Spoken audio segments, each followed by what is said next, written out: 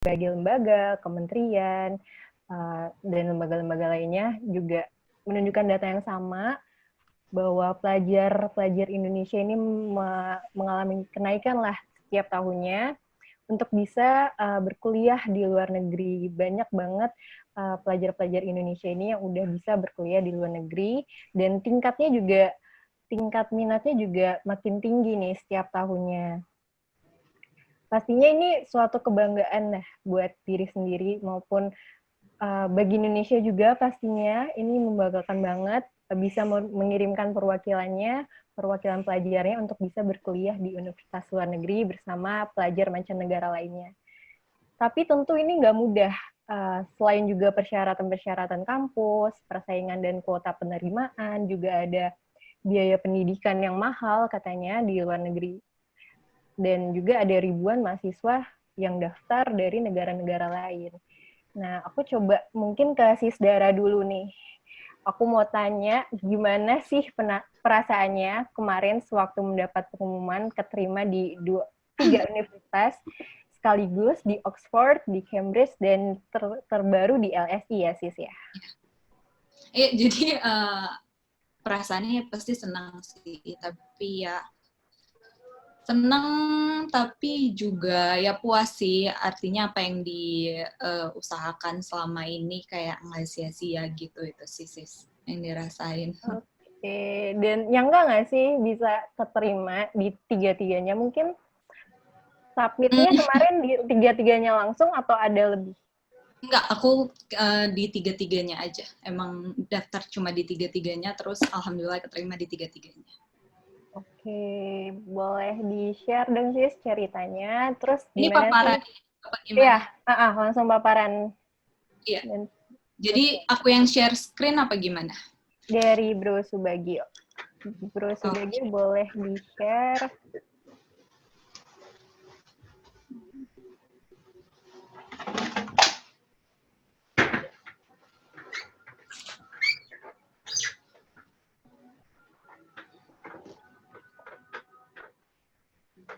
Apa ya? Udah kelihatan belum ininya? Sudah. Screen-nya udah ya? Suaraku kedengaran ya? Sudah. Ya, jadi thank you teman-teman PSI Tangsel yang udah ngundang buat share hari ini, dan mungkin aku bisa share beberapa insight ya buat teman-teman di sini yang juga pengen kuliah di luar negeri dengan beasiswa. Ini mungkin nggak applicable buat semua orang, tapi menurutku mungkin ada beberapa hal yang bisa aku kasih insight lah buat teman-teman di sini. Meskipun tiap orang tuh kan trajektorinya juga beda-beda ya, tapi semoga kita bisa belajar sama-sama dari apa yang udah aku laluin berapa bulan kemarin. Next, bro. Nah, jadi alhamdulillah kemarin aku keterima di 3 universitas, yaitu di University of Cambridge, lalu University of Oxford, dan juga di London School of Economics. Ketiganya di Inggris, dan juga keterimanya itu tiga-tiga itu memang jurusannya sama, semua public policy. Next.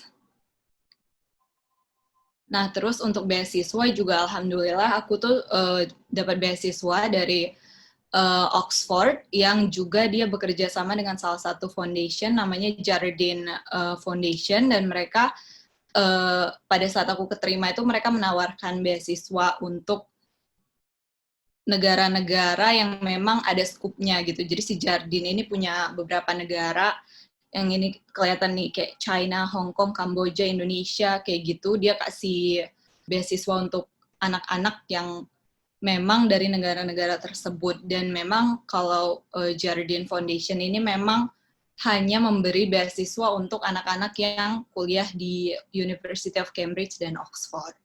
Jadi gitu. Mungkin beda nanti sama sis Jessica yang ceritanya beasiswanya dari negara gitu. Jadi aku tuh bukan beasiswa yang dari negara, justru aku tuh beasiswa yang memang dari swasta, dari foundation.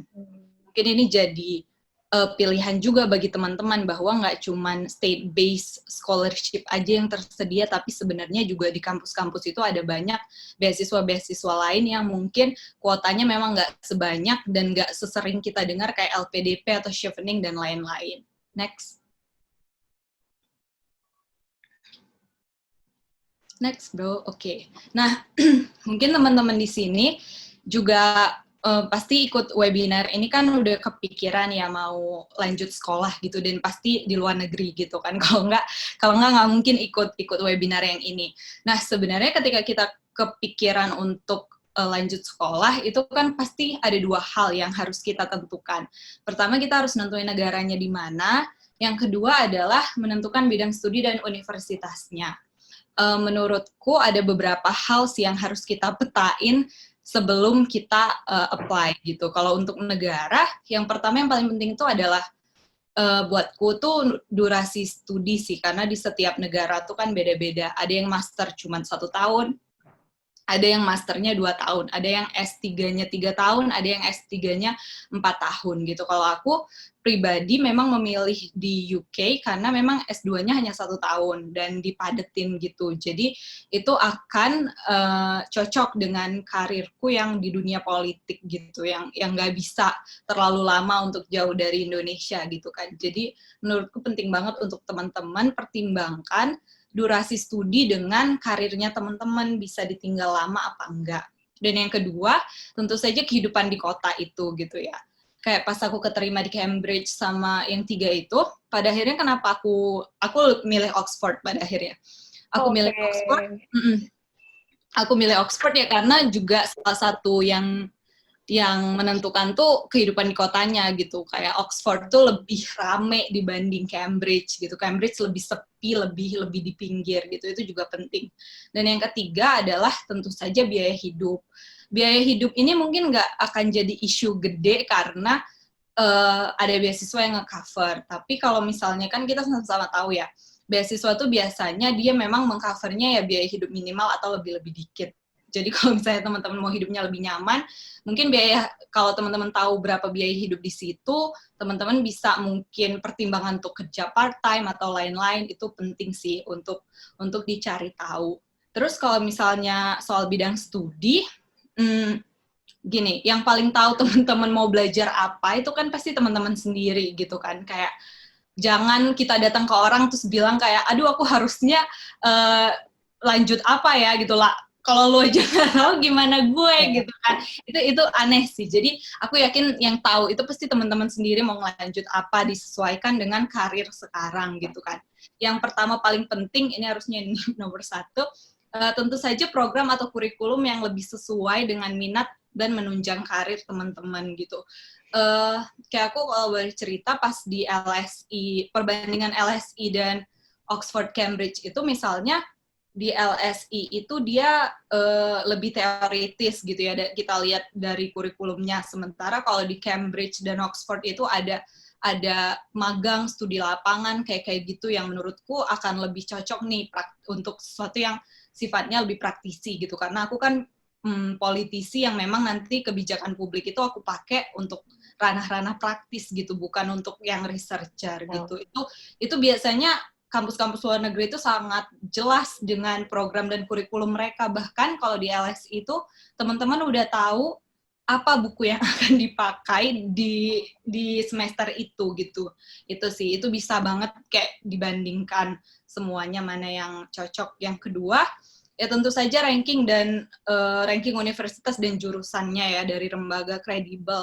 Ada QS University, ada apa lagi, itu gampang banget di googling dan bisa dibandingkan. Nah, terus juga pertimbangan lain adalah akademisi yang memang diincar menjadi supervisor. Jadi dalam setiap kurikulum itu kan pasti ada yang ngajar itu siapa, atau setiap departemen itu profesornya siapa.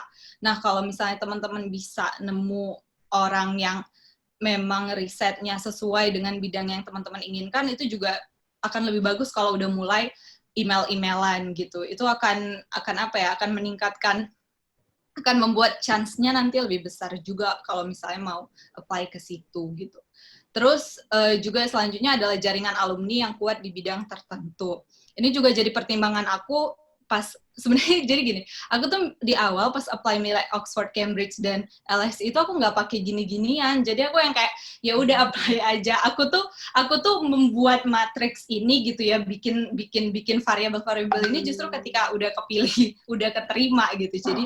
Jadi kan bingung kan, kayak mau kemana kan nggak bisa ngambil tiga-tiganya gitu. Jadi ini tuh setelah kepilih itu baru deh aku membuat ini gitu. Nah, variabel selanjutnya itu tadi adalah jaringan alumni yang kuat di bidang tertentu. Ini kayak misalnya di Oxford sama Cambridge itu, kalau Cambridge itu banyak alumninya yang merupakan Nobel laureates, yaitu penerima Nobel gitu. Jadi memang tradisi keilmuannya itu kuat gitu. Sementara di Oxford lebih banyak alumni yang Perdana Menteri gitu loh, politisi yang kayak gitu tuh lebih banyak di sana, raja-raja, kingdom apa gitu ya, masih lebih banyak di sana. Jadi aku ngelihat bahwa, jaringan alumni yang praktisi itu memang lebih banyak di Oxford. Dan aku merasa bahwa ini nanti ke depannya akan membantu untuk bangun jaringan yang lebih kuat juga secara global gitu. Terus juga ada uang kuliah. Uang kuliah ini juga uang kuliah di luar negeri itu mahal banget ya, bisa 3 kali lipat dari uang kuliah yang harus dibayarkan oleh orang lokal di sana gitu. Kayak di Oxford Cambridge itu sekitar 40 ribuan pound sterling atau sekitar 750-an juta setahun. Ini penting karena ada beberapa beasiswa yang mungkin nggak cover sepenuhnya gitu. Jadi mungkin teman-teman harus nombokin dengan tabungan atau lain-lain. Terus juga yang terakhir menurutku penting adalah inklusivitas di kampus tersebut. Kayak gimana jumlah orang asing di jurusan, ras, gender, dan keragamannya. Tapi kayaknya kalau sekarang sih di universitas-universitas luar, inklusivitas ini udah cukup bagus ya. Next.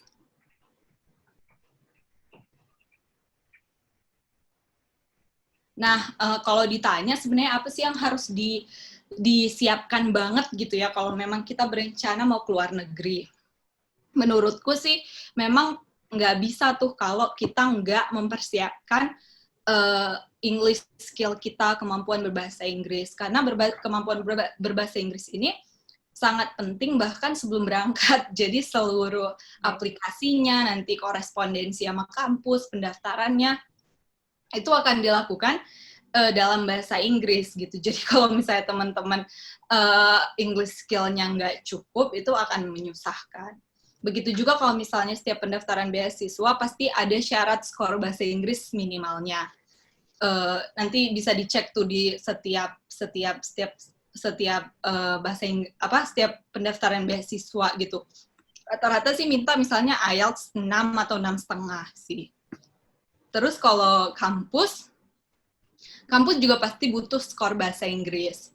Dan semakin prestigious kampusnya itu semakin tinggi juga skor bahasa Inggris yang teman-teman harus sediakan gitu. Kalau Oxford Cambridge itu minimal IELTS-nya 7,5 overall dengan per poin itu 7,0 gitu. Tapi kalau bahasa Inggris ini memang kalau untuk kampus dia nggak perlu pada saat mendaftar gitu, bisa ketika teman-teman udah terima conditional letter nanti bisa di-provide setelahnya. Tapi kalau untuk beasiswa itu harus kayak pas daftar itu pasti harus dilampirkan gitu skor bahasa Inggrisnya. Dan skor bahasa Inggris ini nggak gampang ya karena itu kan standardized test dan memang mereka inginnya itu kita bisa berbahasa Inggris secara akademis gitu yang mungkin beda dari kalau selama ini kita nonton YouTube atau nonton selebgram gitu kan. Itu kan kayaknya ya bahasa Inggris tapi bukan bahasa Inggris yang itu gitu. Jadi memang untuk skor bahasa Inggris dan bahasa Inggris yang akademis ini butuh persiapan yang khusus sih untuk bagaimana cara kita menjawab soal-soal yang memang ada formatnya gitu di IELTS itu gitu karena ada trik-trik khusus teknis banget gitu cara nulis paragrafnya, cara kita jawab speakingnya itu harus sesuatu yang bukan asal-asalan gitu kalau mau nilainya memang sesuai keinginan. Next. Ini sekilas aja ya. Karena kemarin di masa pandemi ini, aku tuh jadi tes dua-duanya gitu. Aku cobain yang IELTS dan TOEFL, karena kemarin IELTS-ku tuh masih kurang dikit banget apanya skornya gitu di satu part yaitu writing. Pas aku mau tes lagi, ternyata IELTS sudah tutup kan di mana-mana karena lagi pandemi, nggak bisa. Akhirnya ada tes lain yaitu namanya TOEFL IBT gitu, TOEFL Internet Based Test gitu, dan ini bisa dari rumah. Masing-masing tesnya ada kelebihan dan kekurangan, dan sebagai orang yang sudah pernah mencoba dua-duanya, aku sih lebih suka IELTS ya, karena dia tuh skillnya tuh yang dites tuh isolated gitu. Nanti teman-teman bisa deh mulai cari-cari di YouTube tuh banyak kok contoh-contohnya gitu. Tapi kalau IELTS tuh emang skill yang dia tes itu isolated, artinya kalau misalnya lagi section writing, menulis, ya hanya dikasih pertanyaan yang jawab dengan writing gitu. Misal listening, kita dikasih perdengarkan soal, lalu jawab pilihan ganda gitu.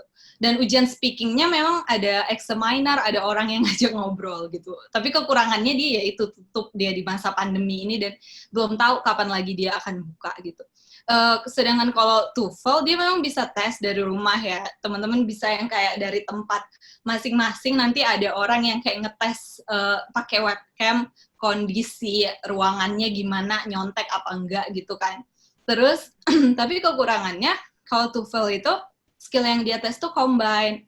Artinya misalnya lagi section writing, ada conversation yang diperdengarkan, lalu kita juga dikasih teks untuk dibaca, lalu dari kedua hal itu kita disuruh bikin summary-nya gitu. Jadi kalau misalnya kita listening-nya jelek terhadap conversation itu, pasti kan kita juga nggak bisa bikin summary yang bagus gitu. Itu juga di speaking-nya juga kayak gitu. Dengarkan dulu apa, dikasih apa, baru kita diuji pakai speaking. Dan speaking-nya itu bukan ada orang ya, pakai webcam, nggak ada. Jadi kayak hanya ada komputer yang kita kayak ngerekam gitu. Jadi menurutku itu lebih tricky sih dibanding IELTS yang emang ngobrol sama manusia gitu. Nah, itu sekilas perbedaannya. Dan untuk persiapan tesnya, sebenarnya teman-teman sekarang itu udah banyak banget ya pilihannya. Bisa misalnya les di lembaga tes, misalnya kalau IELTS tuh ada di IALF Kuningan, atau ya di mana ya, banyak lagi sih, British Council dan lain-lain. Terus tapi kalau aku kemarin, karena memang apa ya, nggak nangkep kali ya kalau lesnya rame-rame gitu, jadi aku sempat les private untuk section writing, karena itu memang susah sih gitu kan. Jadi aku juga sempat les private. Tapi juga teman-teman bisa banget nonton YouTube sih, yang di YouTube tuh banyak banget tips and triknya gimana. Cuman yang paling challenging dari semua tes bahasa Inggris itu ya memang bagian speaking dan writing gitu, karena kan kita yang harus benar-benar benar-benar bikin gitu dari scratch kan. Dan untuk kedua section ini memang latihannya itu harus sering-sering diberikan feedback, nggak bisa latihan sendirian gitu. Kayak speaking ya teman-teman harus memang punya temen-temen juga yang ngajakin ngomong, latihan ngomong tiap hari. Terus juga kalau writing memang harus ada orang yang mungkin IELTS-nya udah lebih bagus, terus teman-teman nyetor deh latihan writing tiap hari dan dia kasih feedback gitu. Itu sih gunanya ada guru les atau temen yang lebih jago itu. Gitu teman-teman. Jadi kalau misalnya sekarang bertanya-tanya, apa ya yang pertama kali harus disiapin, ya ini, tes bahasa Inggris menurutku. Teman-teman harus tahu sekarang tuh kemampuan bahasa Inggrisnya udah di mana gitu. Karena ini yang akan membuka pintu teman-teman untuk ke hal-hal berikutnya gitu. Next. Nah, setelahnya ini kita bahas kampus ya. Tapi sebenarnya apakah kampus dulu atau beasiswa dulu? Kalau menurutku sih pengalamanku nggak ada masalah ya, karena kita bisa tetap daftar ke LPDP atau Chevening sebelum kita dapat kampus, atau bisa juga kayak aku ke Jardine itu karena itu sistemnya direkomendasikan Oxford, berarti setelah aku keterima Oxford baru aku memang ngurusin si Jardine gitu. Jadi it works both ways sih, bisa mana yang duluan aja. Yang penting memang teman-teman, yang paling penting udah punya English score, dan yang kedua teman-teman udah tahu mau ke kampus apa, jurusan apa itu. Karena kalau teman-teman daftar beasiswa pun kampusnya itu akan ditanyain lagi gitu. Itu sih. Nah, kalau mendaftar ke kampus, Persyaratannya terdiri dari ini sih biasanya ya, umumnya. Ada personal statement, ini tuh kayak jelasin kenapa sih teman-teman pengen ngambil jurusan itu dan di kampus itu. Ceritanya apa gitu, story-nya. Terus juga ada surat rekomendasi. Ini biasanya dari bos atau dosen. Nanti aku jelasin deh satu-satu. Terus ada CV, kayak biasa ya. Terus beberapa kampus juga minta sample of written work atau kayak karya ilmiah gitu. Jadi dia tuh memang minta, kayak aku di public policy diminta tuh bikin contoh policy brief gitu, sesuai dengan latar belakang kita gitu. Pas S1-nya dan disambungin tuh ke S2 gitu. Terus, tapi ini nggak wajib ya, nggak semua. Pas aku daftar di LSI juga nggak pakai ini. Jadi emang Oxford sama Cambridge aja yang minta ini. Terus misalnya IPK tertentu. Nah, ini tuh aku nggak tahu ya di kampus-kampus lain. Tapi di 3 kampus yang aku apply kemarin, memang ada persyaratan IPK minimal S1-nya.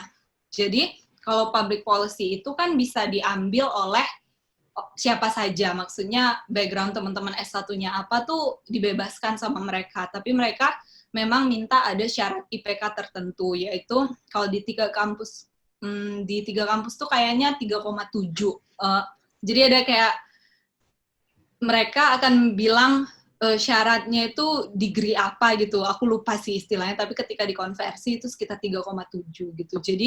Jadi itu kalau misalnya di sini ada yang masih S1 gitu ya, kalau memang S2-nya pengen masuk ke universitas tertentu ya bisa dicek dari sekarang dan dijaga IPK-nya gitu. Terus ya ini tes bahasa Inggris kalau untuk ke kampus dia bisa disusulkan. Terus yang terakhir adalah ini membayar uang pendaftaran ya. Jadi meskipun teman-teman misalnya pakai beasiswa gitu ya, harus ngerti juga bahwa dalam persiapan S2 ini memang akan ada biaya yang dikeluarkan gitu. Misalnya untuk teman-teman persiapan kursus bahasa Inggris, teman-teman tesnya sendiri, terus teman-teman bayar uang pendaftaran, satu kampus tuh sekitar 75 sampai 100 pound sterling atau sekitar kayak 1,2 sampai 1,5 juta per kampus gitu. Setiap kali teman-teman submit itu gitu. Jadi kondisi finansial ini juga perlu dipertimbangkan sih sebelum teman-teman memutuskan untuk mau S2. Next. Nah, ini yang aku bilang tadi soal beasiswa. Jadi ada 2 ya beasiswa itu, yaitu beasiswa yang dikeluarkan oleh negara, ada LPDV, Chevening, Australian Award, StuNet, dan lain-lain, ada banyak, tergantung negaranya masing-masing.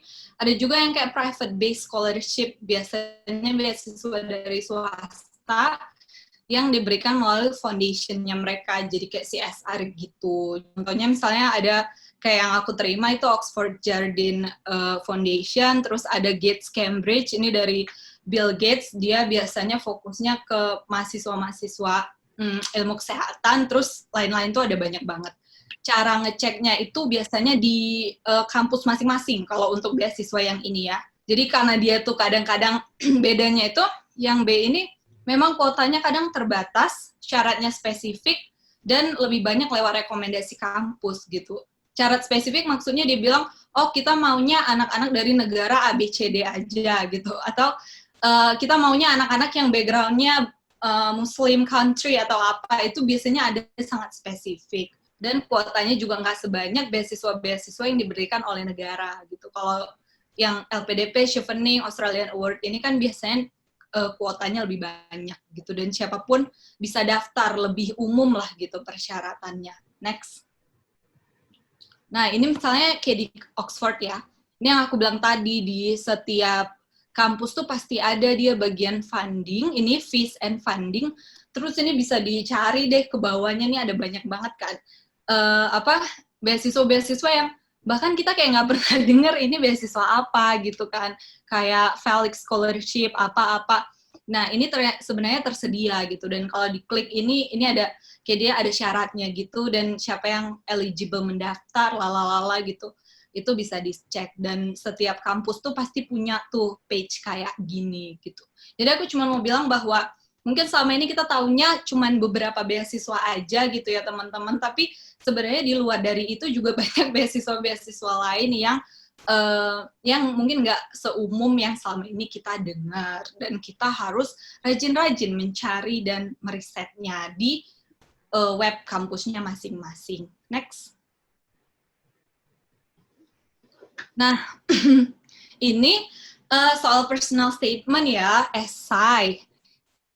Biasanya sih pemberi beasiswa itu sangat clear dengan kriteria yang mereka cari. Jadi misalnya aku ikut chevening juga, tapi belum pengumuman yang ini ya, yang fix gitu. Jadi tapi aku kan udah keterima dengan si Jardine ini. Mereka tuh selalu cantumin nyarinya apa, kayak chevening dia tuh maunya future leaders. Jadi dengan outstanding academic, jadi harus bisa teman-teman membangun cerita berdasarkan itu gitu. Ini misalnya yang sering keluar ya di yang mereka cari itu, we're looking for academic achievement and academic potential, leadership quality, and involvement in non-curricular activities and community affairs. Jadi memang mereka carinya orang-orang yang memang punya kontribusi ke masyarakat gitu loh. Pemberi beasiswa itu pasti pengennya kalau kita udah disekolahin sama mereka, kita tuh nggak pintar untuk diri kita sendiri, tapi kita tuh ketika lulus ada kontribusi, dan mereka tuh senang banget sama orang-orang yang balik lagi ke negaranya setelah lulus S2 gitu. Jadi di dalam esai teman-teman itu harus bisa lah menunjukkan itu, bahwa teman-teman tuh kayak nggak cuma peduli sama dirinya sendiri. Kalau S2 tuh bukan cuma untuk bikin pintar dirinya, bukan cuma untuk biar jalan-jalan ke luar negeri ya, tapi juga ada something bigger than that yang teman-teman mau perjuangkan setelah lulus gitu.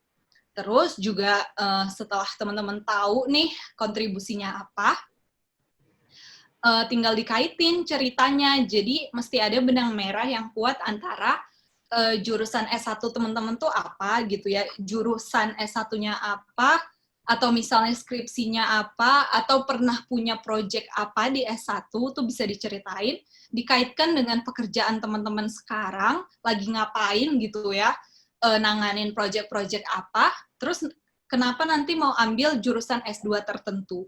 Dan setelah S2 itu emang karirnya mau ngapain gitu. Itu keempat hal ini harus sangat solid gitu ceritanya. Kayak aku pada saat itu di esaiku itu aku ngaitinnya begini misalnya.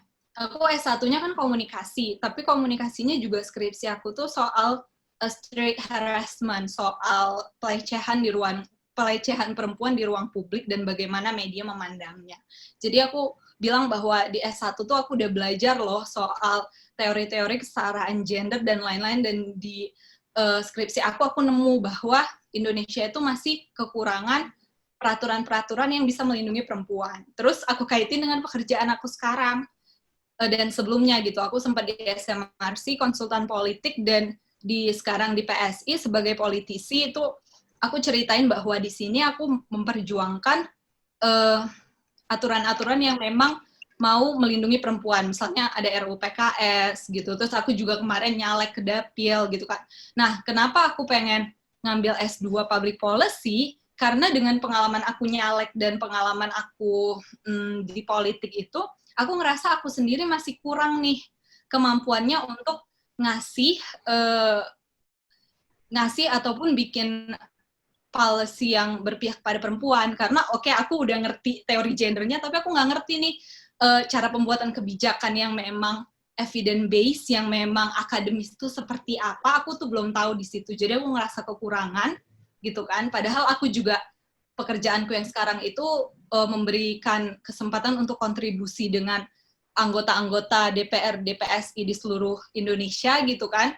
Tapi aku tuh belum bisa kasih advice yang lebih konkret soal policy making karena belum tahu ilmunya. Nah, itulah kenapa pengen ambil S2 soal public policy, dan setelah lulus S2 nanti, ya harapannya pengetahuan aku soal si perspektif gender ini dengan public policy ini akan menyatu menjadi peraturan-peraturan yang pada akhirnya bisa memperjuangkan kesetaraan gender di Indonesia dengan cara ya aku mungkin maju lagi nyalek di 2024 atau aku mungkin somehow akan maju di pilkada gitu. Jadi kebayang nggak kayak emang ada benang merahnya gitu. Emang satu hal yang solid teman-teman ngambil jurusan tertentu tuh memang real gitu loh, nggak dikarang-karang, nggak karena pengen aja gitu, tapi memang ada sesuatu yang ingin diperjuangkan dan itu masih kurang gitu di negara tersebut. Itu contohnya ya. Mungkin dari sini teman-teman nanti udah mulai bisa tuh pikirin, oh iya apa. Dan jangan sedih karena ini nggak langsung ketemu, nggak apa-apa karena pasti bingung juga kan. Misalnya apalagi misalnya jurusannya kayak aku. Jurusannya S1-nya itu komunikasi, S2-nya mau kajian media, S1-nya komunikasi, S2-nya mau public policy. Itu kan kadang-kadang bingung kan gimana ya nyambunginnya gitu. Tapi nggak apa-apa, itu sebenarnya bisa dicari-cari kalau teman-teman agak memeras otak sedikit gitu ya, biar ceritanya bagus tuh bisa. Makanya penting banget untuk teman-teman nulis personal statement dan essay ini nggak cuma sekali gitu. Ini yang aku bilang, kayak feedback. Jadi kita tuh kadang-kadang suka nggak bisa ngelihat di diri kita tuh sebenarnya bagusnya apa gitu. Atau mungkin kita lupa, kita pernah bikin project apa yang sebenarnya bagus tuh untuk dimasukin di sini. Nah, makanya teman-teman kalau bikin personal statement harus bikin dulu, pokoknya ada dulu satu. Terus teman-teman ya kasih itu untuk dibaca orang lain, dibaca teman atau dibaca dosennya gitu kan. Terus mereka tuh akan kasih feedback gitu. Kayaknya lo bagusnya masukin aspek ini deh di situ. Karena kadang kita tuh ngerasa kita tuh minder gitu ya, kekecilan gitu, atau kadang-kadang kita suka melebih-lebihkan gitu, padahal lo nggak sehebat itu juga gitu kan. Jadi penting banget untuk dibaca orang lain supaya bisa ngelihatnya dari sudut pandang lain. Oh ya, ini teknis sih untuk kayak kalau misalnya teman-teman udah kebayang tuh ceritanya kan apa gitu yang poin ini tuh udah kuat tuh, udah nyambung, semuanya solid. Yang penting juga adalah kan tuh nanti dibikin tuh idenya dulu kasar. Penting banget untuk punya storytelling yang kuat gitu. Jadi di kalimat pertama itu, teman-teman bayangin ya, reviewer itu baca sekitar ratusan esai, ribuan kali, apalagi kalau misalnya kayak LPDP dan Chevening itu ribuan yang mereka baca, makanya bisa berbulan-bulan kan seleksinya. Teman-teman bayangin ada ribuan esai yang mereka baca, dan apakah mereka akan baca semuanya satu-satu detail? Kan enggak gitu. Kalau misalnya dari kalimat-kalimat awal teman-teman tuh nggak langsung narik perhatian gitu, udah boring ya, udah standar biasa aja, pasti orang kayak males juga kan yang langsung dilepeh, dan itu kan sayang banget gitu. Padahal mungkin di paragraf-paragraf selanjutnya sebenarnya cerita teman-teman tuh bagus banget. Jadi penting banget untuk bikin kalimat pembuka yang menohok gitu. Kalau aku di setiap esaiku, kemarin aku bilang bahwa di umur 22 tahun saya maju sebagai anggota legislatif perempuan dengan suara 30.000 sekian di dapil Sumatera Utara 3 yang masih hitungannya rural. Itu that was my first sentence gitu loh, yang oh iya, wah ada anak 22 tahun nih perempuan nyalek ngapain gitu kan. Itu akan bikin orang lebih apa ya? Lebih penasaran lah mau baca gitu. Jadi selalu pikirkan bahwa what does it that set you apart from the rest of applicants? Yang bikin teman-teman stand out tuh apa gitu, dan itu harus ditaruh di awal banget gitu. Next, ini untuk beasiswa ya. Nah kalau untuk kampus sebenarnya, the funny thing about bikin ngurusin sekolah ini, kalau teman-teman udah punya satu esai gitu ya, udah punya satu draft esai yang menurut teman-teman oke, itu tuh bisa dipakai kemana-mana gitu, daftar beasiswa bisa, daftar kampus bisa, tinggal diedit aja gitu. Jadi yang membedakan adalah memang alasan. Kalau di beasiswa tuh kita lebih nekenin kayak kontribusi kita ke masyarakat, bidang studi gitu ya. Tapi kalau untuk kampus, yang lebih ditekankan itu adalah alasan memilih kampus dan bidang studi yang lebih detail gitu. Kayak kenapa lo harus sekolah di situ gitu. Nah, ini yang bisa berapa hal ya, ini ada 5 poin yang bisa teman-teman masukin di esai untuk kampus yang menekankan kenapa teman-teman harus sekolah di situ gitu. Kayak aku bilang sistem belajar di negara tersebut, mau ada budaya apa yang memang, atau durasi belajar yang kayak tadi, atau dosen supervisor, ini penting banget ya, harus selalu disebutkan gitu. Kayak aku tadi kan aku cerita misalnya mau belajar bikin kebijakan yang berpihak pada perempuan, terus aku cari tuh dosen di kampus itu siapa ya yang dosen kesetaraan gender gitu, dosen yang memang tulisannya berkisar jurnal-jurnal soal gender gitu, dan itu harus di-mention di personal statement teman-teman. Saya ingin belajar sama si profesor ini karena saya baca karya-karya dia ini bidangnya ini dan sangat sesuai dengan apa yang mau saya pelajarin ini gitu. Jadi dikaitin gitu. Terus juga ada nggak mata kuliah spesifik yang ingin memang dipelajari di situ gitu. Terus juga kesempatan magang atau summer course ini juga perlu di-mention. Saya mau ke sini karena jurusan ini memungkinkan saya untuk punya summer course yang nantinya saya bisa belajar langsung dari ahli-ahlinya gitu kan di negara Inggris sana gitu. Terus juga yang terakhir bisa disebut jaringan alumni yang nanti menunjang karir teman-teman. Dan sama seperti esai di balik belum. Sama dengan esai yang di tadi beasiswa juga harus di peer review ya, harus dikasih baca lagi kemana-mana, jadi nggak bisa deadline bikinnya. Next. Oke, sebelumnya aku mau nanya, di esai ini ada maksimal apa ya? Maksimal... Oh iya ya, ada yeah. Sih, jadi kayak di kampus tuh pasti nyertakan itu jelas banget kayak berapa kata. Biasanya sih 800 kata. 800 kata ya, word, tapi juga kalau di LS itu panjang, dia mintanya 1000 sampai 1500. Jadi teman-teman ini aja, jangan sampai kelewatan. Kalau di luar negeri itu memang biasanya ini kok singkat-singkat gitu, mereka nggak suka kalau banyak-banyak tapi nggak penting gitu kan.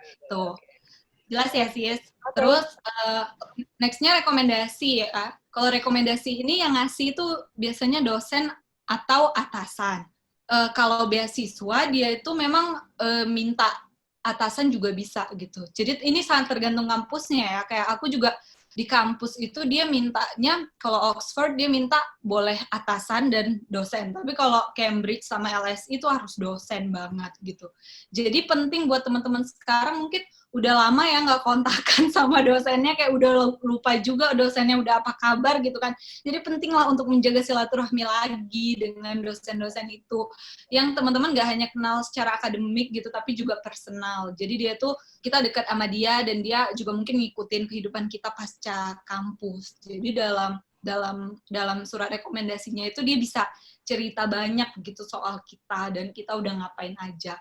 Kalau isi rekomendasi dosen sih biasanya ya pencapaian akademis, dia pernah ngajar apa, teman-teman dapat apa, dan oh ya, penting ya untuk milih dosen itu juga kalau bisa dosen yang emang berhubungan sama bidang yang mau diambil. Kalau aku kan, aku mau ambil public policy, berarti dosen yang ngasih rekomendasiku dulu adalah dosen yang mengajar kebijakan dan regulasi media gitu. Dan dia juga jadi salah satu pengujiku di pada saat sidang skripsi. Terus kayak pembimbing skripsi juga bagus gitu, penguji skripsi juga bagus, atau pembimbing akademik ya PA juga bagus untuk ngasih rekomendasi. Terus juga isinya akademis, terus kesan pesan ketika dia mengajar kita, ada yang impresif apa enggak, terus project apa yang mungkin kita pernah kerjain sama dia. Terus juga kegiatan di luar kampus, kita pernah ikut conference apa atau organisasi apa. Terus dia juga pasti di kalimat terakhir, di paragraf terakhir itu dia akan kasih testimoni. Kenapa ya kita pantas dapat beasiswa ini atau kuliah di kampus ini? Karena anak ini promising, apa punya bright future, apa punya apa, itu dia yang bikin nanti gitu. Tapi kalau misalnya atasan, sama sih, tapi misalnya lebih nunjukin attitude kita saat bekerja, pencapaian yang terkuantifikasi impact-nya, dalam artian ada impact real gitu, ada numbers di situ yang ngasih, itu penting sih untuk nunjukin bahwa memang konkret gitu pencapaian kita. Terus juga kenapa butuh lanjut sekolah, kenapa kita pantas mendapatkan beasiswa di tempat dan kampus itu. Tapi ini mungkin rahasia umum kali ya, kalau teman-teman minta surat rekomendasi itu sering mereka minta teman-teman untuk nulisin draftnya gitu loh, baru nanti baru diedit sama mereka gitu. Jadi ya maklum sih kan mereka juga sibuk gitu kan, itu biasa gitu. Jadi ya udah teman-teman ini aja diskusi sama mereka mau bikin apa, bikin baru disubmit, di feedbackin, biasanya tuh kayak gitu. Next. Nah, ini soal bagian akhir ya, sebelum kelamaan. Ini tantangan sih dalam meraih kampus dan beasiswa yang menurutku tuh sering membuat orang tuh di tengah jalan nggak dapet apa yang diinginkan gitu kan. Kalau aku sih merasa mindset yang insecure itu adalah tantangan terbesar buat kita, karena semua itu berawal dari mindset sih kalau menurutku ya, semua berawal dari sini. Jadi banyak orang yang saya terlalu mendengarkan omongan orang sekitar. Misalnya orangnya bilang kayak, mana bisa sih lo dapat beasiswa itu, atau mana bisa sih lo dapat kampus yang kayak gitu topnya gitu kan. Tapi menurutku sih kita tuh yang paling tahu kelayakan kita di mana tuh ya kita gitu. Dan dalam hidup ini kan emang harus ada prinsip high risk, high return gitu. Jadi kalau kita memang ingin sesuatu yang tinggi, ya kita juga harus siap-siap bahwa risk-nya emang akan tinggi gitu. Kalau teman-teman mau apply-nya ke kampus top, ya bersiap-siaplah bahwa teman-teman harus bisa provide essay yang lebih bagus, bisa provide skor yang lebih tinggi, bahasa Inggrisnya, akan berhadapan dengan saingan yang nggak cuma dari Indonesia, tapi dari seluruh dunia, dan mereka adalah anak-anak keren semuanya gitu. Jadi harus itu sih. Dan yang paling tahu kita layak di mana kan, kita bisa lah ngukur diri sendiri gitu. Kita mungkin hari ini skor bahasa Inggrisnya masih 6 gitu ya, tapi kita kan bisa ngira-ngira, dalam waktu 3 bulan, gue bisa nggak ya kira-kira dengan diri gue yang kayak gini, bisa nggak ya kira-kira gue naikin ini jadi 6,5 atau 7, itu kan kita gitu yang tahu kondisinya gitu. Jadi menurutku kalau misalnya kita memang mau pengen punya goals tertentu yang tinggi, ya harus kita mau juga berkorban dan ya sacrifice lah untuk mendapatkan tujuan itu. Dan yang kedua adalah soal manajemen waktu dan tenaga yang tidak baik. Jadi mungkin nanti Sis Jessica juga bisa cerita ya gimana pasti persiapan S2 itu pasti lama makan waktu, apalagi kalau kita misalnya berangkatnya beasiswa gitu kan, bukan ayah bunda foundation alias dibiayain orang tua gitu. Kalau misalnya pakai beasiswa itu pasti lama karena teman-teman harus ya gitu, kadang teman-teman nggak harus mesti daftar ke beberapa dulu, ditolak terus, nggak harus tahun pertama gitu kan langsung keterima gitu. Jadi kayak aku alhamdulillah cuma setahun gitu ya, 10 bulan. Dari mulai aku tahun kemarin nyiapin semuanya sampai ini mau berangkat. Tapi 10 bulan itu aja aku ngerasa udah mau muntah banget, dan ada masa-masa aku merasa mau muntah gitu kan, kayak udah deh gitu kan. Apalagi di tengah pandemi kayak gini, aduh ngurusin IELTS, ini tutup segala macam, gue harus apa gitu kan.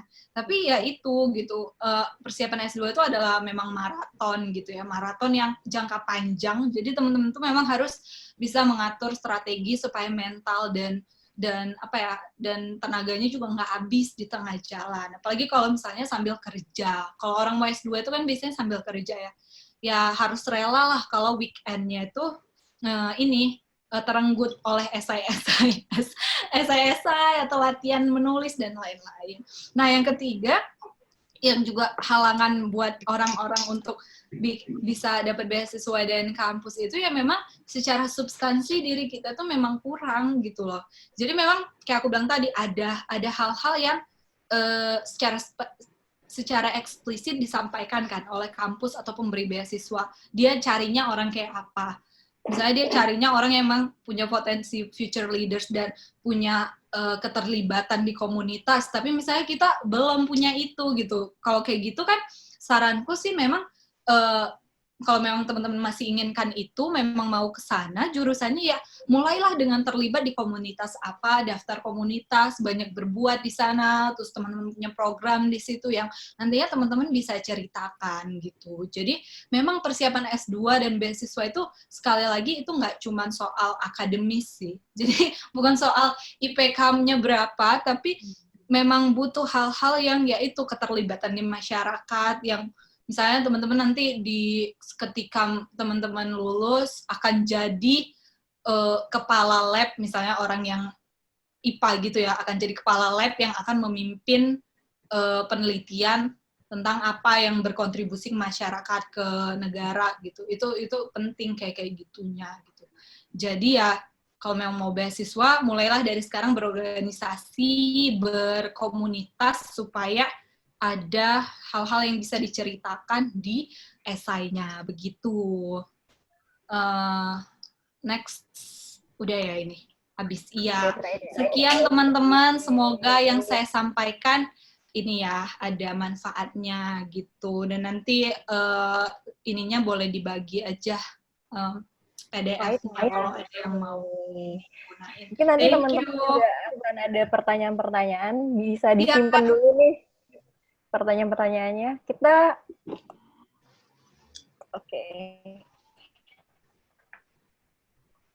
Oke, jadi itu ya Bro dan Sis, teman-teman semuanya, tips dan trik dari awal perencanaan studi S2, gimana kita harus riset, kita harus mendalami diri kita sendiri dulu, mau kemana ke depannya, dan sebagainya yang tadi udah dijelasin sama Sis Dara. Selanjutnya aku mau ngebahas ini nih, Sis Jessica.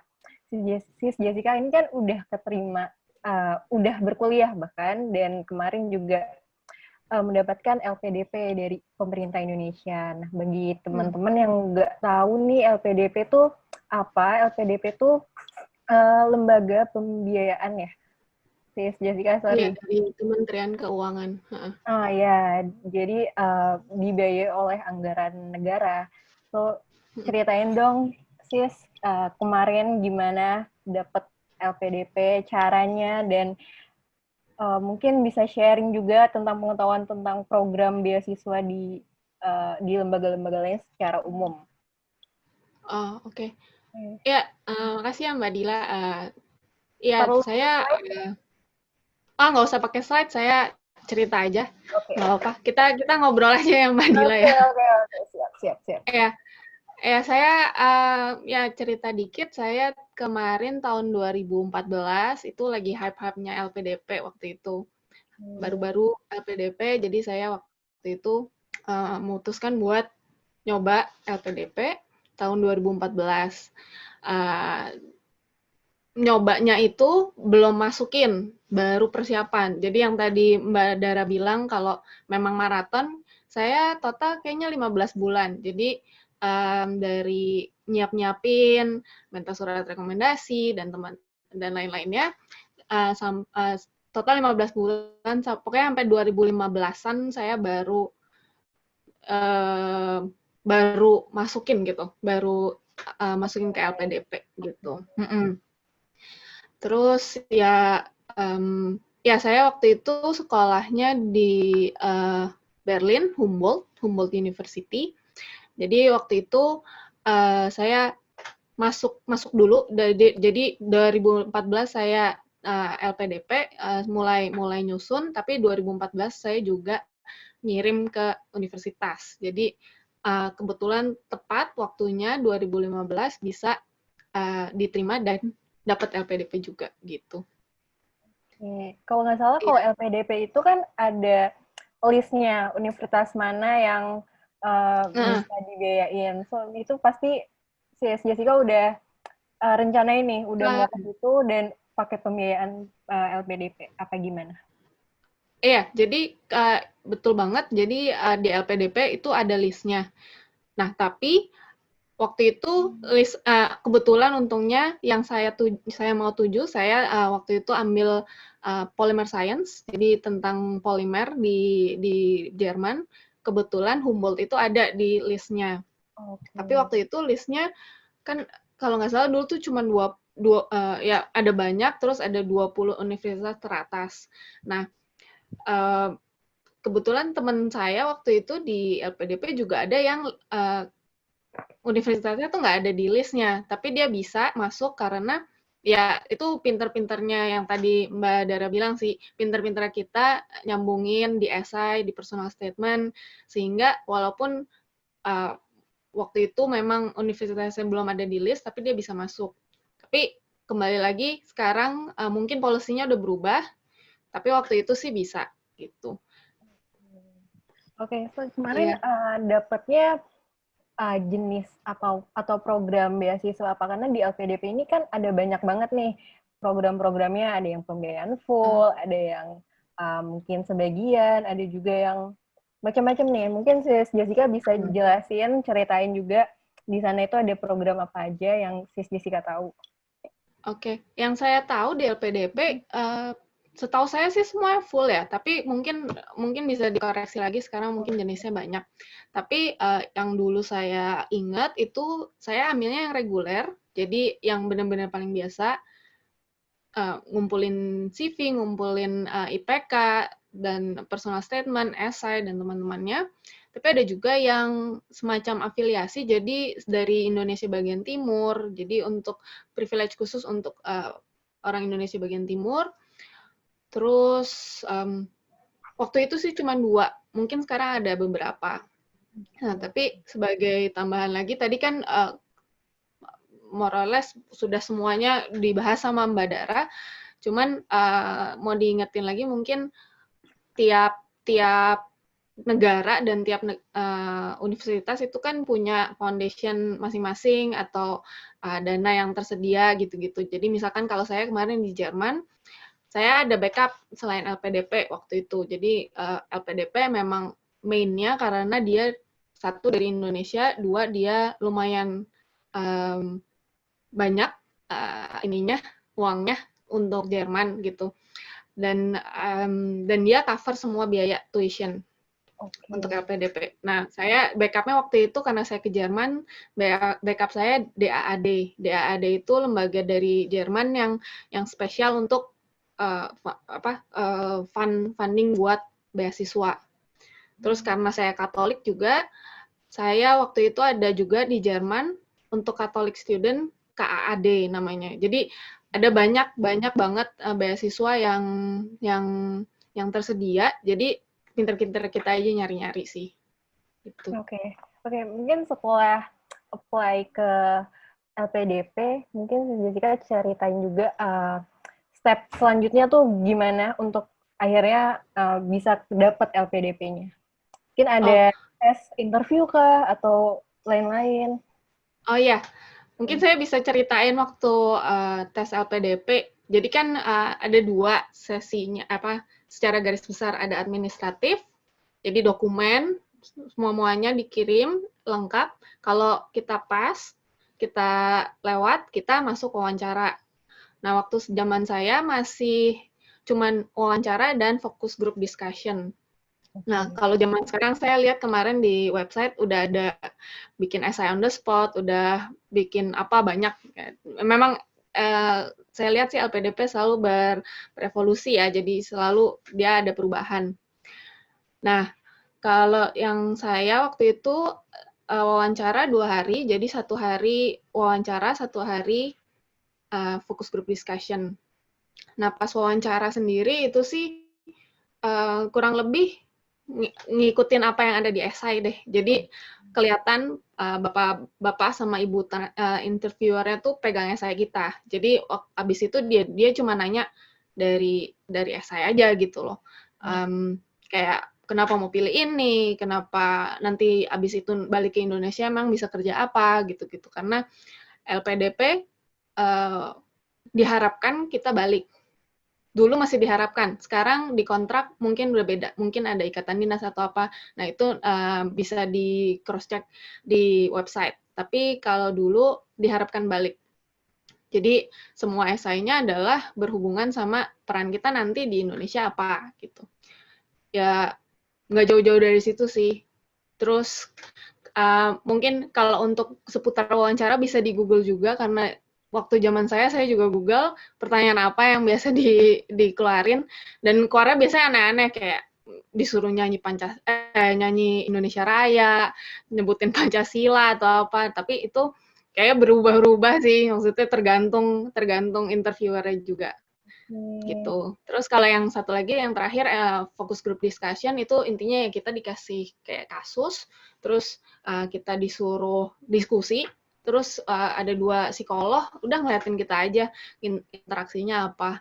Nah, waktu itu sih yang bersirkulasi sebelum FGD tuh selalu yang dibilangin tuh kita harus usahain buat halo?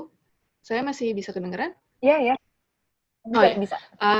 usahain buat partisipasi, pokoknya ngomong lah, terus berinteraksi lah gitu.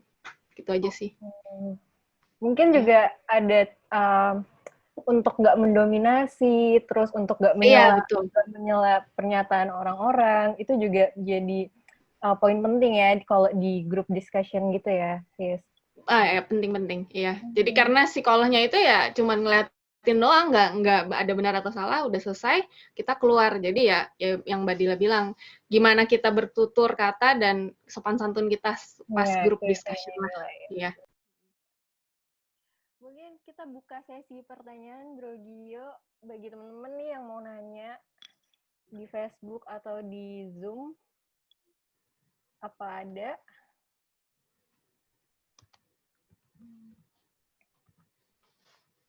Teman-teman bisa chat di room chat ya. Nanti kita unmute kalau ada mau pertanyaan.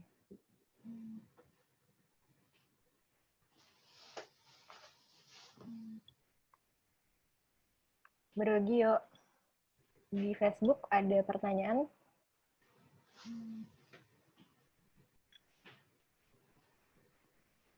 Oke, sambil nunggu, aku nanya-nanya lagi nih.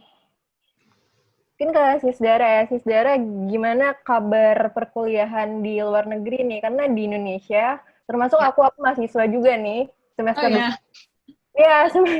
baru semester 5, dan semester depan ini katanya sih bakal full daring online. Nah, kalau di luar negeri gimana, Sis?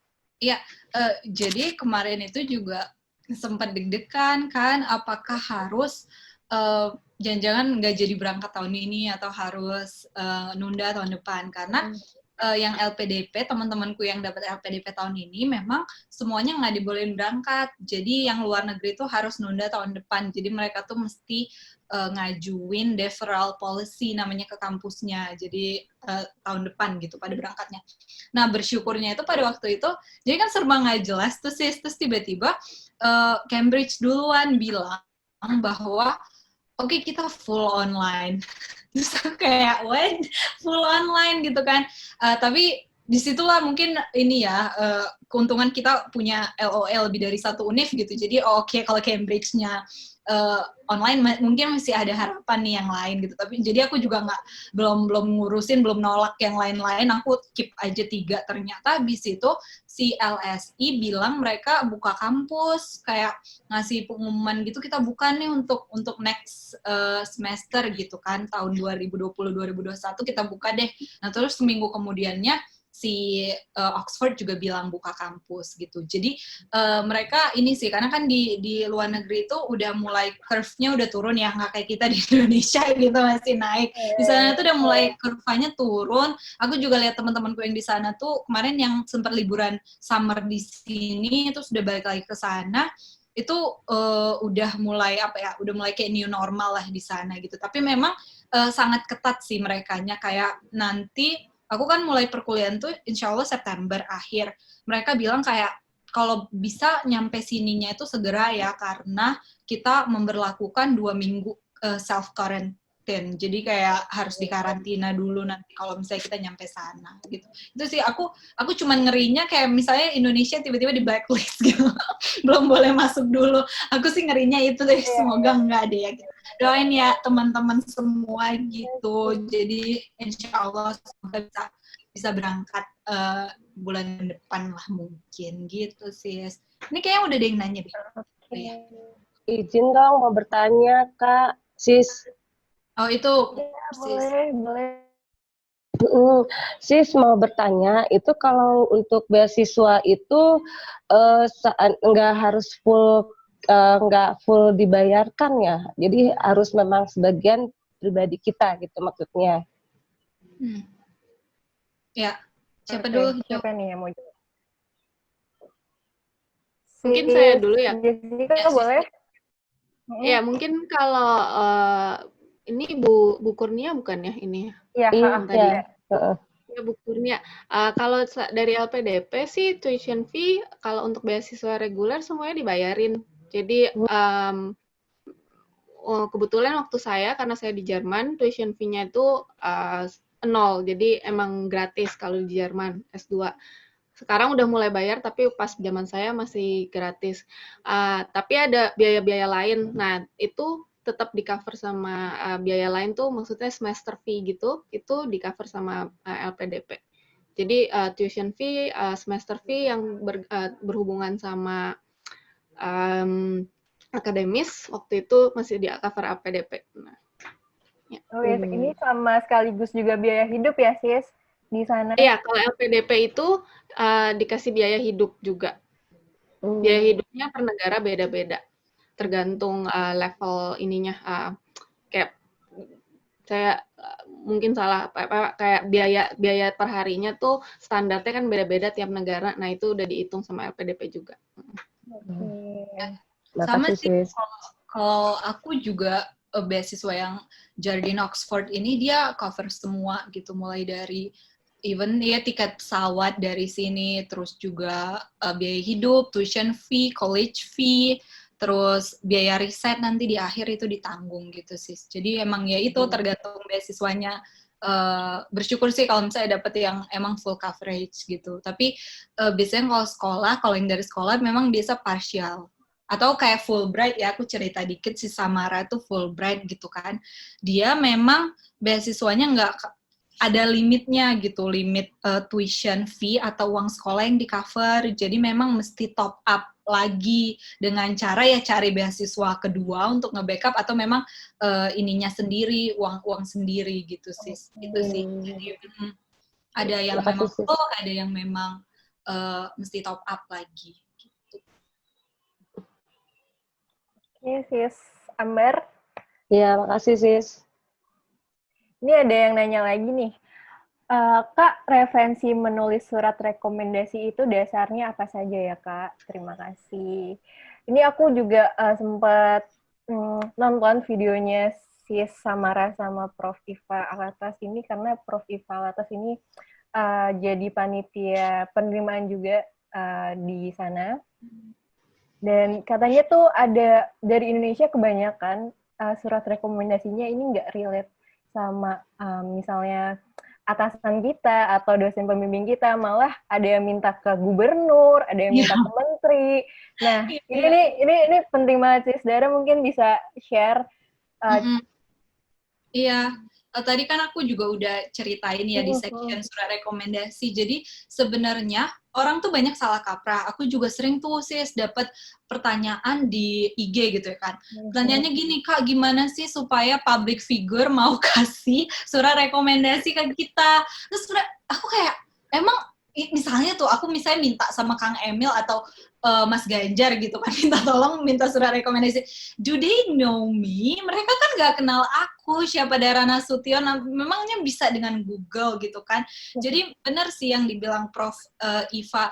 Aji ya, Prof. Aji suaminya Samara bilang bahwa memang harus orang yang kenal sama kita tuh penting banget gitu ya. Jadi ya dia memang tahu kita tuh siapa dan bisa cerita gitu tentang kita. Nah, akan lebih bagus memang kalau dia itu public figure gitu, tapi bukan itunya sebenarnya yang jadi utama gitu.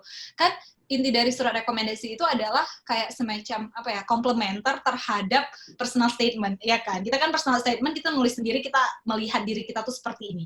Kan butuh diverifikasi dong sama orang lain, bener nggak nih kita kayak gini? Atau jangan-jangan kita yang kayak aku bilang tadi, kegeeran, sebenarnya kita nggak gitu-gitu amat. Nah, fungsi di si surat rekomendasi ini adalah itu gitu, memastikan bahwa oh yang kita tulis di personal statement tuh nggak beda jauh, emang itulah gitu kan cara dia verify-nya. Jadi memang penting sih untuk orang-orang yang tahu kita, dosen, atasan yang emang berinteraksi langsung gitu. Jadi jangan minta ke orang-orang asing yang nggak ada hubungannya gitu. Sis Jessica mungkin mau nambahin. Iya, sama sih, sama yang Mbak Dara bilang. Jadi saya waktu itu kalau saya dari dosen pembimbing. Kalau dosen pembimbing kan udah pasti tahu, waktu itu saya 1 tahun, penelitian, jadi dia udah tahu kayak saya intern 1 tahun terakhir kayak gimana orangnya. Jadi, ya yang kenal, yang benar-benar tahu, dan yang bisa mensupport yang tadi, Mbak Dara bilang, yang bisa menyokong kayak kita punya personal statement tuh kayak gini, dan verifikasinya dari orang kayak gimana, gitu. Jadi gitu ya. Jadi yang paling penting tuh deket dulu sama kita dan kenal sama kita. Iya. Gitu. Ini ada pertanyaan next-nya dari Resa. Kak, kalau nilai rapot pas-pasan, nggak punya prestasi entah itu akademik atau non-akademik, kalau gitu masih bisa dapat nggak beasiswa di luar? Gimana nih, sis? Si Jessica dulu deh. Jessica dulu nih. Kalau dari LPDP, pas zaman saya 2014-2015 itu, saya banyak Google, saya ketemu orang-orang pas wawancara, itu juga orang-orangnya mereka ya nilai rapot IPK mungkin nggak apa kan LPDP ada tuh batasan minimum. Nah, itu di bawahnya pun masih dipanggil wawancara. Jadi yang penting adalah esainya, gimana kita cara pikir kita menyambungkan akademis kita dengan yang aplikatif di apa yang kita mau kontribusiin di kehidupan nyatanya. Nah, waktu itu sih beasiswanya tetap dapat teman saya, dan waktu itu ada juga orang yang dapat. Jadi di batch saya itu ada yang dapat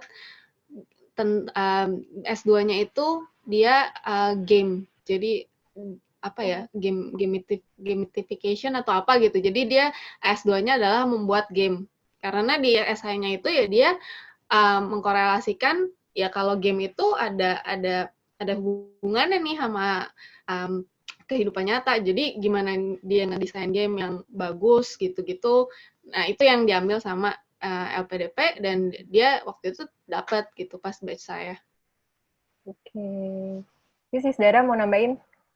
Ya, aku sih ngerasa kalau misalnya kita tuh kan gini, si pemberi beasiswa dan juga orang-orang yang nerima di kampus itu memang mereka tuh ngelihat aplikasi kita itu secara keseluruhan gitu ya. Jadi jangan minder kalau misalnya di sisi akademis kita nggak terlalu outstanding gitu. Itu jangan kecil hati dulu, karena itu aplikasinya akan dilihat secara keseluruhan. Ada aspek-aspek lain yang teman-teman bisa lebih tingkatkan gitu. Jadi misalnya di akademisnya biasa aja nih, tapi ternyata mungkin teman-teman tuh secara punya pengalaman organisasi apa yang sangat misalnya founder apa gitu ya yang membantu anak-anak miskin di mana yang sangat impactful, itu aku kira akan jadi pertimbangan yang bagus gitu buat si pemberi beasiswa dan juga si penerima di kampusnya gitu. Tapi memang balik lagi, memang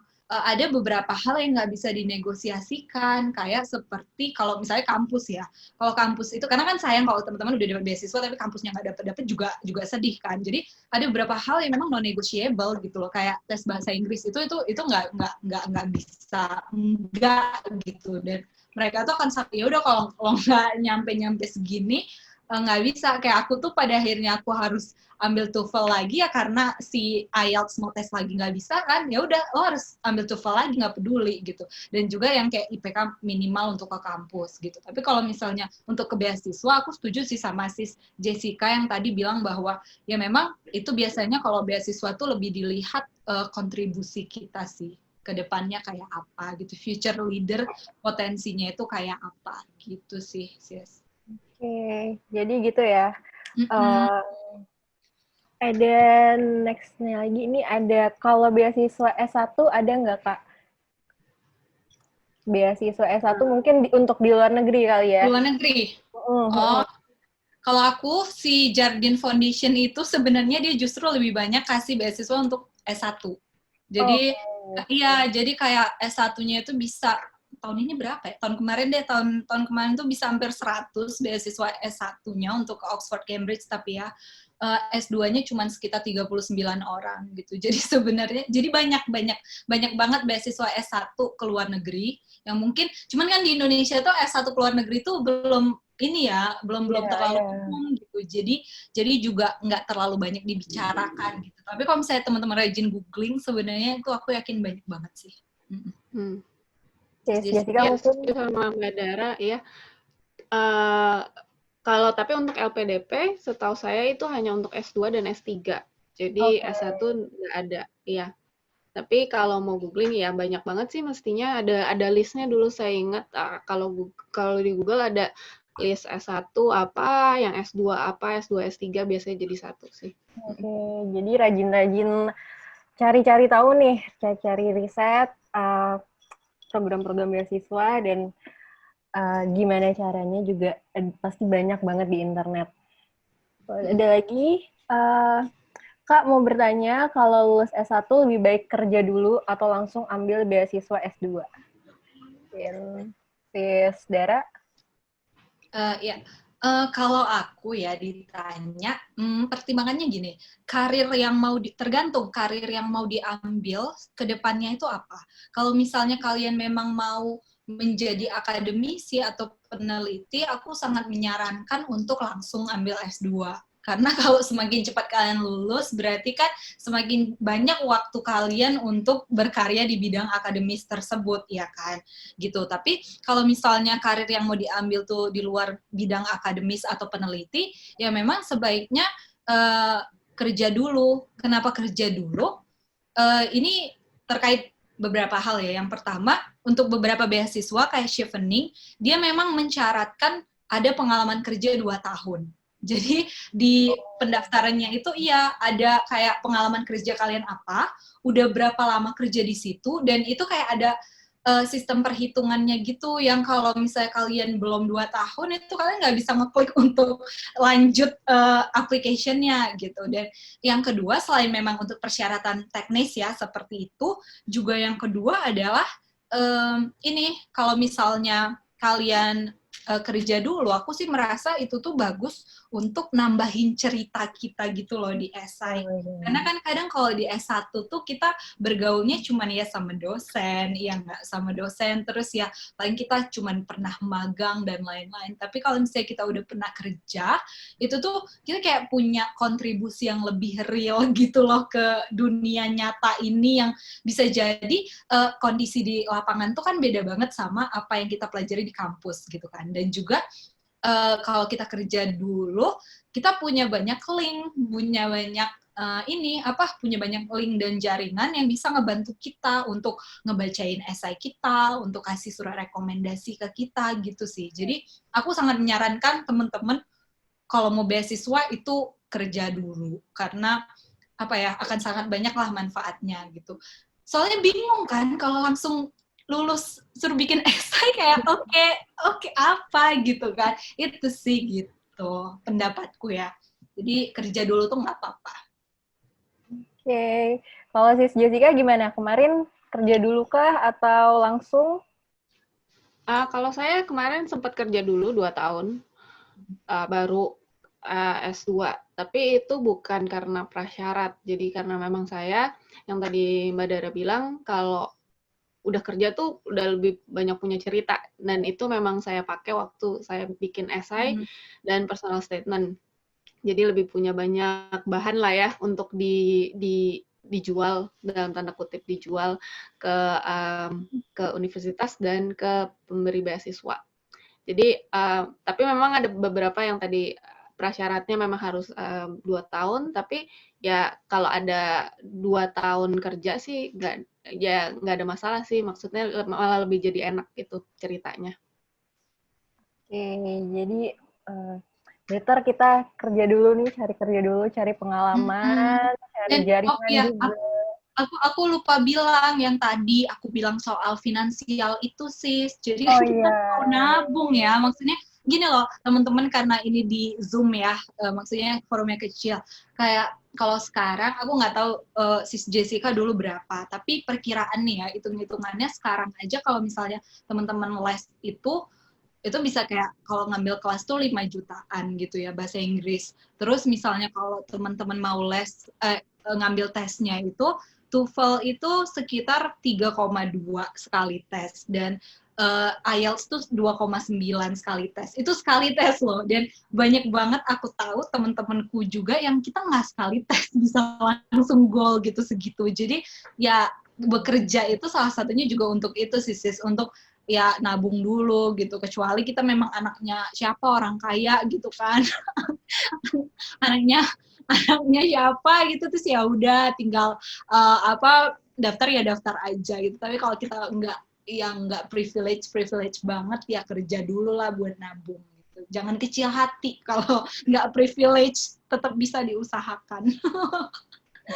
Itu penting banget sih. Penting banget. Persiapannya pasti butuh banget biaya. Iya, benar. Ada lagi yang mungkin mau nanya teman-teman di Zoom? Oke, di FB nggak ada. Ada lagi? Oke, mungkin kita langsung ke penutup aja nih karena udah lewat juga waktunya. Mungkin Sis Dara ada closing statement sebelum kita tutup. Sis Jessica. Apa ya? Mbak Jessica dulu deh, aku pikir dulu. Mungkin dari saya ya,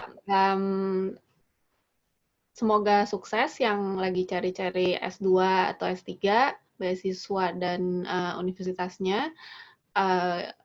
Dicoba terus, jangan pantang menyerah.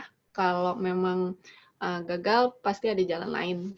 Saya kenalan saya yang dia dalam 2 tahun itu nyoba 9 kali untuk berbagai beasiswa dan akhirnya di ke-10 dia dapat gitu. Jadi persistence, jangan pantang menyerah.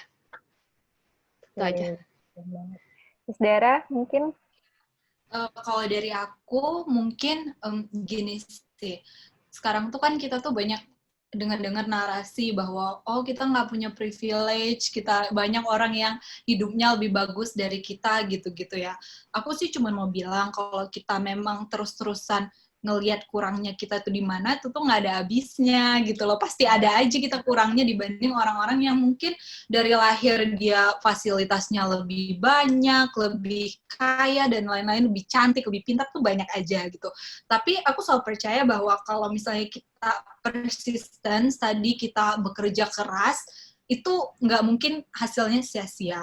Gagal tuh mungkin, gagal pasti. Kalau teman-teman mungkin nggak tahu ya, aku coba LPDP kemarin dan nggak keterima gitu loh. Jadi ya nggak apa-apa, nggak ada jaminan juga bahwa teman-teman 10 kali usaha 10 kali akan berhasil. Enggak, gagal tuh ya biasa aja gitu. Tapi ketika kita gagal itu apa sikap kita gitu, apakah kita mencoba lagi atau kita jadi tidur dan males-malesan gitu. Dan jangan suka mengkerdilkan diri dan membatas-batasi diri sendiri sih gitu. Aku juga nggak pernah nyangka aku keterima di 3, itu kayak aduh nggak nyangka gitu kan. Tapi ternyata bisa gitu karena ya itu tadi mungkin bantuan dari orang-orang sekitar juga dan banyak-banyak berjaringan karena nggak bisa sendirian ngerjain ini semua itu sih. Dan kalau misalnya teman-teman pengen kontak aku juga nanya-nanya soal beasiswa dan kampus, feel free banget aja. Aku bisa dikontak di DM dari sosmed gitu. Thank you semua. Thank you banget Sis Dara. Mungkin bulan depan ya udah terbang nih. Agustus mungkin Sis ini kalau visanya udah jadi. Oke.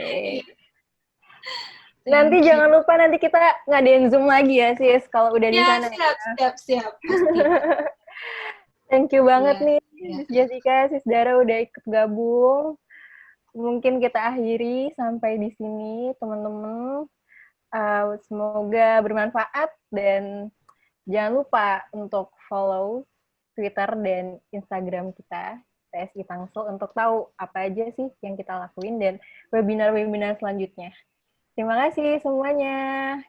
Terima kasih ya, panitia, Mbak Jessica, dan lain-lain. Terima kasih. Thank you.